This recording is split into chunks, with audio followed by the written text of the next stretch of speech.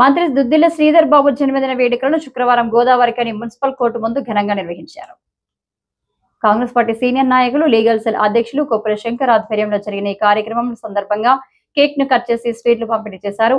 అనంతరం స్థానిక గాంధీనగర్లోని ఎండీహెచ్డబ్ల్యూఎస్ నిస్సహాయక పిల్లల ఆశ్రమానికి 25 కేజీల బియ్యం అందజేసి ఆశ్రమంలోని చిన్నారులకు పళ్లు పంపిణీ చేశారు. ఈ సందర్భంగా కొప్పుల శంకర్ మాట్లాడుతూ శ్రీధర్ బాబుకు జన్మదిన శుభాకాంక్షలు తెలియజేశారు. అభివృద్ధి, ప్రజా సంక్షేమమే లక్ష్యంగా ముందుకు సాగుతున్న శ్రీధర్ బాబు భవిష్యత్తులో మరిన్ని ఉన్నత పదవులు అధిరోహించాలని ఆకాంక్షించారు.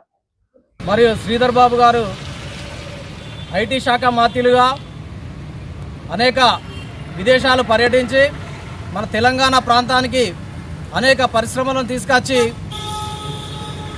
నిరుద్యోగ సమస్యను లేకుండా కాంగ్రెస్ పార్టీ పక్షాన 24 గంటలకు 18 గంటలు కూడా ఆయన శ్రమిస్తూ కాంగ్రెస్ పార్టీని మరియు ఈ ప్రాంతంలో ఎవరు పోయినా కూడా వెంటనే స్పందించి ఆయన మన అడ్వకేట్ సమస్యల విషయంలో కూడా మొన్న అసెంబ్లీలో మరియు ప్రస్తావించిన సందర్భంగా మరియు అడ్వకేట్లు అంటే ఆయనకు ఎనలేని ప్రేమ, మరి వారు అష్టైశ్వర్యాలు, ఆయురారోగ్యాలు ఆ భగవంతుడు ప్రసాదించి మరి రానున్న కాలంలో మన తెలంగాణ రాష్ట్రానికి ఆయన ముఖ్యమంత్రిగా చూడాలని మా యొక్క కోరిక.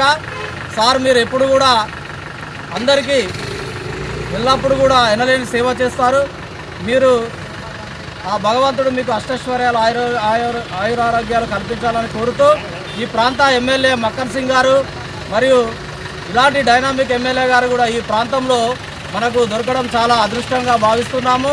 మరి స్థానిక శాసనసభ్యులు మరియు కూల్చివేతల పరంగా మన రాజేష్ టాకీస్ థియేటర్ కానివ్వండి, మరి బస్టాండ్ థియేటర్లు రోడ్డుకు అడ్డంగా ఎవరైతే అక్రమంగా నిర్మించుకున్నారో వాటిని మున్సిపల్ సిబ్బంది ద్వారా తొలగించిన ఘనత మన ఏకైక ఎమ్మెల్యే మన మక్కన్ సింగ్ గారు.